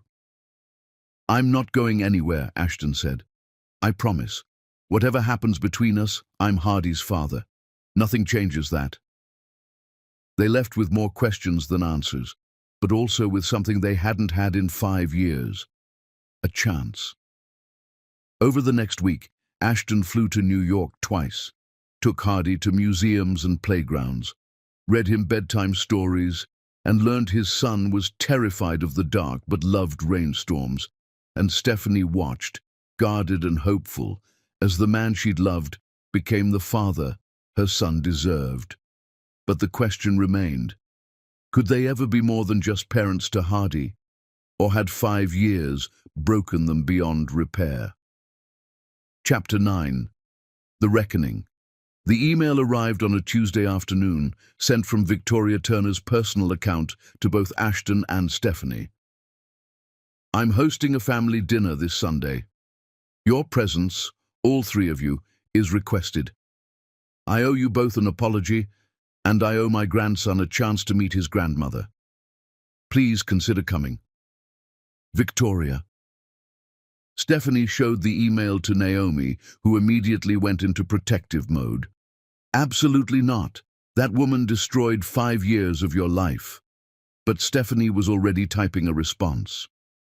"We'll be there, but Victoria, if this is some attempt to manipulate us again, we're walking out. Hardy deserves to meet his grandmother on our terms." The response came within minutes. "Understood. Thank you." Ashton called that evening. "You don't have to do this. My mother doesn't deserve—" "She's Hardy's grandmother," Stephanie interrupted. "And if we're going to co-parent effectively, we need to deal with your family, including Nathan. Is he going to be there?" "Probably. My mother invited him. Something about healing the family. Then we face it together. For Hardy." Sunday arrived with oppressive humidity. Stephanie dressed Hardy in his best outfit, tiny khakis and a button-up shirt. "Why do I have to wear the scratchy clothes?" Hardy complained. "Because we're meeting some important people." "Like who?" "Your grandmother, and maybe some other family members." Hardy's face lit up. "I have more family." Stephanie's chest tightened. Her son had spent his whole life with just her and Naomi. "Yes, baby, you have more family." They arrived at the Buckhead mansion together. Ashton had insisted on picking them up. Stephanie felt transported back 5 years to dinners when she'd thought she belonged here. Ashton met them at the door, crouching to Hardy's level. "You ready for this, buddy? Is your house this big?" "This is my mother's house. I don't live here anymore." They entered to find a room full of tension. Victoria stood by the fireplace, looking older and more fragile. Devon and Rebecca sat on the sofa, clearly uncomfortable. And in the corner stood a young man who looked disturbingly like Ashton. "Nathan," Ashton said, his voice tight. "I didn't think you'd actually show." "Grandmother insisted," Nathan said. His eyes swept over Stephanie and Hardy with barely concealed resentment. "So this is the secret family everyone's talking about." Hardy pressed closer to Stephanie's leg, overwhelmed. Victoria stepped forward, her eyes locked on her grandson. "Hardy, I'm your grandmother." "You're the lady who made mistakes," Hardy said with brutal honesty. "Daddy said you said sorry, but you have to prove it." The room went silent. Victoria's composure cracked. She sank into a chair, tears streaming. "You're absolutely right, sweetheart. I did make mistakes, very big ones." "Did you say sorry to Mommy?" "Not yet, but I will." Hardy looked at his mother for guidance. Stephanie nodded, and Hardy approached cautiously. "I like your necklace," he said. "It's shiny."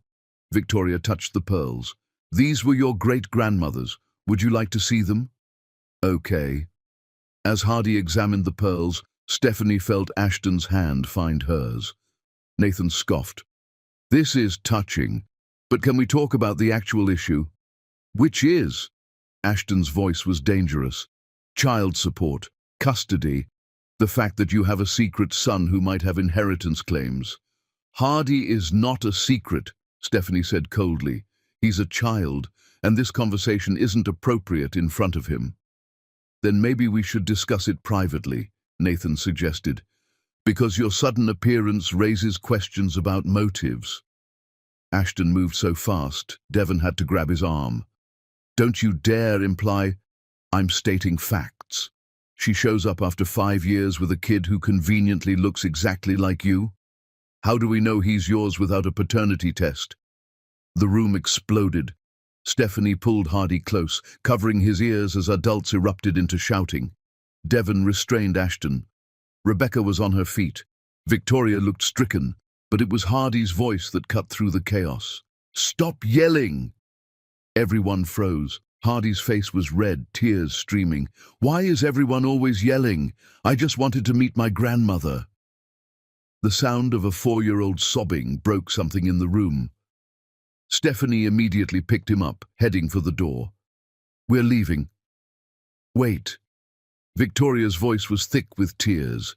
"Please, this isn't what I wanted." "Then what did you want?" Stephanie turned, fury in her eyes. "Another chance to control Ashton's life?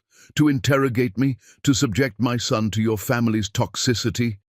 I wanted to apologize, Victoria said. To you, to Ashton, to Hardy, for what I did. Nathan made a disgusted sound. This is pathetic. Get out, Ashton said flatly. Excuse me? You're not family, Nathan. You're a bitter stranger who shares some DNA. Until you can show up without accusations, you're not welcome. Nathan grabbed his jacket and left, slamming the door. The silence was deafening. Hardy hiccuped against Stephanie's shoulder. I don't like that man. Neither do I, buddy, Ashton said, touching his son's back. I'm sorry. This wasn't supposed to happen. Victoria stood, hands shaking. Stephanie, I need to say something, and I need you to hear it. Stephanie waited, Hardy still clinging to her. I didn't intercept your email to protect Ashton, Victoria continued. I did it to protect myself. I was so angry at Richard for his double life, so terrified of losing control, that I destroyed yours. I saw you as a threat to my influence, so I removed you. The raw honesty shocked everyone. I told myself you'd moved on, that the photos of you with Jordan Pierce meant you were happy. I convinced myself I was doing everyone a favor. Victoria wiped her eyes. But I was just a grieving woman who couldn't stand that my son had found something real when everything in my life had turned out to be a lie. Ashton stared at his mother, seeing her clearly for the first time. I don't expect forgiveness, Victoria said. But Stephanie, I need you to know I destroyed something precious because I was in pain, and I will spend the rest of my life regretting it. Stephanie set Hardy down carefully. You kept Ashton from his son. You lied to both of us. You stole 5 years. I know. And now you want absolution? No. Victoria's voice was steady despite her tears. I want you to know the truth, that I was wrong, that my grief doesn't excuse what I did, and that if you choose to never let me know my grandson, I'll understand. Hardy tugged on Stephanie's hand. Mummy? Can grandmother stay? Baby, this is complicated. But she said sorry. You always say when people say sorry and mean it, we should give them a chance. Hardy looked at Victoria. Do you mean it? More than anything, Victoria whispered. Then she can stay. Hardy's logic was simple, but no more yelling. Stephanie looked at Ashton, a silent question passing between them. Ashton crouched beside his son. Buddy, sometimes sorry isn't enough. Sometimes people hurt us so badly that we need time before we can trust them again. But she's family, Hardy said. You said family is important. Family is important, but family has to earn trust. Ashton looked at his mother. Grandmother made very big mistakes. It's going to take a long time before we can be a real family again. Victoria nodded. I understand. But, Ashton continued, if she's willing to prove she's changed, really prove it, then maybe someday we can get there. How do I prove it? Victoria asked. Therapy, Stephanie said firmly. You manipulated your son's life because you were drowning in grief. If you want to be in Hardy's life, you need to deal with your own trauma first. I'll start tomorrow. And you need to respect boundaries, Ashton added. No more interfering. No more manipulation. If you disagree, you say it to my face. Agreed.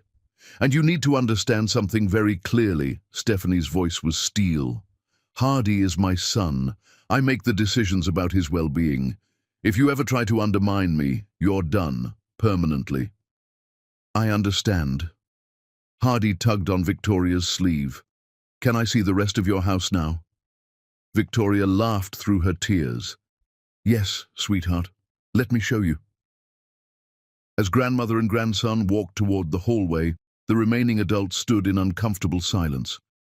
Devon cleared his throat. Well, that was intense. Ashton sank into a chair. I need a drink. Stephanie sat beside him, maintaining careful distance. That was brave. What you said to your mother. It was necessary. The dinner that followed was awkward but civil. Hardy charmed everyone with dinosaur facts. Devon and Rebecca helped bridge silences. Victoria was careful, measured, clearly terrified of saying the wrong thing. As they prepared to leave, Victoria pulled Stephanie aside. "I know I have no right to ask this," Victoria said quietly, "but please, please give Ashton a real chance, not just as Hardy's father, but as a partner. He's loved you for 6 years. Don't let my mistakes cost you both a future." "That's rich, coming from you." "I know, but I've watched my son grieve you for 5 years, and now I'm watching him come back to life." Victoria stopped. "I destroyed one chance for you both. Don't let pride destroy the second one." Stephanie wanted to be angry, but watching Ashton crouch down to zip Hardy's jacket, seeing the gentle way he smoothed their son's hair, Stephanie felt her walls crack. "I'll think about it," she said. In the car, Hardy fell asleep almost immediately. Ashton drove them back to the hotel in comfortable silence. "Thank you," he said as they pulled up, "for giving my mother a chance, for bringing Hardy." "Don't thank me yet. We still have a lot to figure out." "I know. Custody arrangements, visitation schedules." "Not tonight," Stephanie interrupted. "Tonight, let's just be grateful we survived." Ashton smiled. "Fair enough." He helped carry a sleeping Hardy upstairs. Stephanie walked him to the door. "Ashton?" "Yeah? I'm glad you're moving to New York. Hardy needs you." She paused. "And I think maybe I need you too, to figure out how to be parents together." "Just for Hardy?" Stephanie met his eyes. "I don't know yet. Ask me again in 6 months." "I'll be there in 6 months. And 6 months after that. And every day after." Ashton's voice was quiet but firm. "I'm not going anywhere, Stephanie. Whether we end up together or just as co-parents, I'm in this for life." "Good," she whispered, "because that's what Hardy needs." Ashton left, and Stephanie stood in the doorway watching him go. 5 years ago, they'd given up too easily. This time, they'd have to fight for trust, for forgiveness, for the chance to build something real from the ruins. And maybe, just maybe, they'd succeed. Chapter 10. The Choice. Ashton Turner stood in his penthouse at 6 in the morning, staring at documents that would change his life. Custody agreement, signed. Manhattan office lease, finalized. Letter of resignation from Turner Enterprises Atlanta Board, written. Trust fund for Hardy Turner, June, established. On his phone, a text from Stephanie sent at midnight. "Hardy asked if you're really moving to New York or if this is like when he asked for a puppy and I said, 'We'll see,' which means no. I need to know what to tell him." Ashton typed back immediately. "I'm really moving. I've already signed a lease. Tell him his dad keeps his promises." The response came quickly. "Okay, he'll be happy. See you next week." Not, "I'll be happy," just acknowledgement. Ashton picked up the finger painting Hardy had made, 2 stick figures holding hands under a crooked sun, labeled Daddy and Me. He'd hung it on his refrigerator, looked at it every morning, let it remind him why he was doing this. The phone rang. "Devon, you're really doing this, moving to New York. Lease is signed, movers come Thursday. The board is losing their minds. Let them, Greg can handle it." Ashton paused. "I spent 5 years cleaning up my father's mess, Devon. I'm done sacrificing my life for a dead man's mistakes. And Stephanie, we're taking it slow, focusing on Hardy. But you're still in love with her. Doesn't matter. She needs time, needs to see I'm serious about being Hardy's father before we can think about—" He stopped. "Maybe we'll never get back what we had. Maybe we're just going to be co-parents." "And you're okay with that?" "I have to be. Hardy's the priority now." 3 days later, Ashton knocked on Stephanie's Manhattan apartment door. She answered in bare feet and an old Columbia t-shirt, looking exhausted and beautiful. "You're early," she said. "Couldn't sleep. Wanted to see Hardy before preschool. He's eating breakfast. Fair warning. He's in a mood because I wouldn't let him wear his dinosaur costume to school." Ashton found his son at the kitchen table, arms crossed, glaring at cereal. "Hey, buddy!" "Daddy!" Hardy's mood evaporated. "Mommy says I can't wear my T-Rex costume." That's because costumes are for home and special occasions, Ashton said, sitting beside him. But this weekend we'll have a dinosaur day. You can wear your costume all day and we'll go to the museum. Really? Really? But only if you're good at school and listen to your mom. Hardy considered this, then nodded. Okay, deal. Stephanie watched from the doorway, something unreadable in her expression. After Hardy left for preschool with Naomi, Stephanie made coffee for both of them. You're good with him, Stephanie said. I'm learning, making mistakes. We all make mistakes, she paused. Your apartment, where is it? 6 blocks from here. Close enough to see Hardy regularly, far enough to give you space. That's thoughtful. I meant what I said, Stephanie. I'm here for Hardy, whatever that looks like. And what about us? The question came out before she could stop it. Ashton met her eyes. What about us? You've restructured your entire life, moved to a new city, given up control of your company. Stephanie's voice was quiet. What if you realize you made a mistake? What if you resent us? I won't. You can't know that. I know. Ashton reached across the table, then pulled his hand back. Stephanie, I'm not expecting us to pick up where we left off. I know we have work to do, trust to rebuild. I know you've spent 5 years building walls, and those walls don't come down overnight. Then what are you expecting? Honestly? I don't know. Maybe we co-parent successfully and that's it. Maybe we become friends. Maybe... He stopped. Maybe someday we figure out if what we had can exist again. But right now, I'm just trying to be Hardy's father. Stephanie's eyes were bright with unshed tears. I want to believe you, but I'm terrified of getting hurt again. I know, and I'm not asking you to trust me. I'm asking you to let me earn it. How long is that going to take? However long you need. Ashton's voice was steady. A month, a year, 5 years. I'm not going anywhere, Stephanie. I'm Hardy's father. That means I'm in your life permanently, whether we're together or not. They sat in silence, the weight of unfinished business hanging between them. I see a therapist now, Stephanie said suddenly. Started after you found out about Hardy. She says I push people away before they can leave me. Are you pushing me away? I'm trying not to. But it's hard, Ashton. When the last time I let someone in, I ended up pregnant and alone. I wasn't there because I didn't know, not because I didn't want to be. I know that intellectually, but emotionally, she stopped. Emotionally, I'm still that terrified woman who was told you'd moved on. That version of me is screaming at me to run. What does the current version want? Stephanie looked at him. At the exhaustion in his eyes, the determination in his jaw, the way he'd shown up every day for 3 weeks without asking for anything. She wants to believe this is real, Stephanie whispered. She wants to believe we could build something from all this damage. Then let's start small. Focus on Hardy. Build trust as co-parents. And maybe along the way, we figure out if we can be more. What if we can't? What if we try and fail? Then we fail. But at least we'll know we tried, and Hardy will still have 2 parents who love him. Ashton paused. Stephanie, I'm not afraid of failing with you. I'm afraid of not trying and spending the rest of my life wondering what if. Stephanie's phone buzzed, a text from the preschool asking her to pick up Hardy early. He'd told his entire class about his dad moving to New York. She showed Ashton the text and they both smiled. He's so excited you're here, Stephanie said. I'm excited I'm here too. Ashton stood. I should let you get back to work. I'll see you this weekend for Dinosaur Day. Yeah, Dinosaur Day. At the door, Ashton turned back. Stephanie?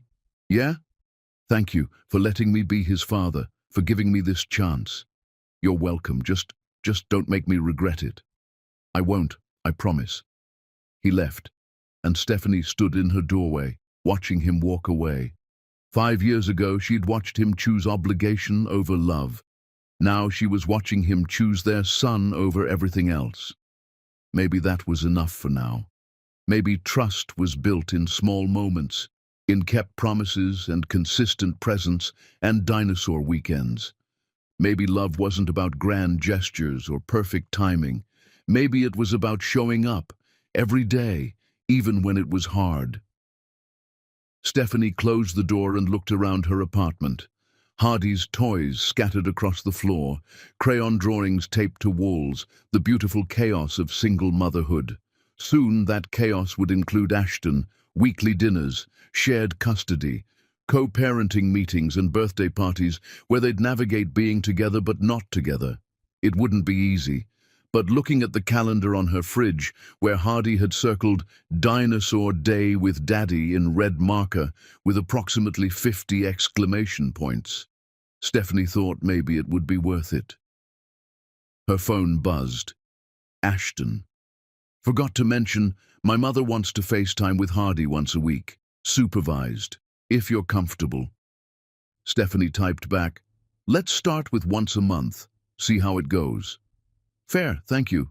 Don't thank me. Just keep being the father Hardy deserves. I will. Promise. Stephanie set down her phone and stared out the window at Manhattan's skyline. Somewhere in this city, 6 blocks away, Ashton was unpacking boxes in an apartment he'd leased sight unseen. Somewhere in preschool, Hardy was probably still talking about dinosaurs and his dad. And somewhere in Atlanta, Victoria Turner was sitting in her first therapy session, finally facing the damage her grief had caused. Everything was uncertain, messy, complicated. But for the first time in 5 years, Stephanie felt something she'd thought was lost forever. Hope. Not the naive hope of their early relationship, when everything felt easy and destined, but the hard-won hope of 2 people who'd lost each other, found each other again, and were choosing, slowly, carefully, to build something new from the ruins. It wasn't a fairy tale ending. It was something better. It was real. And that, Stephanie thought, was enough to start with.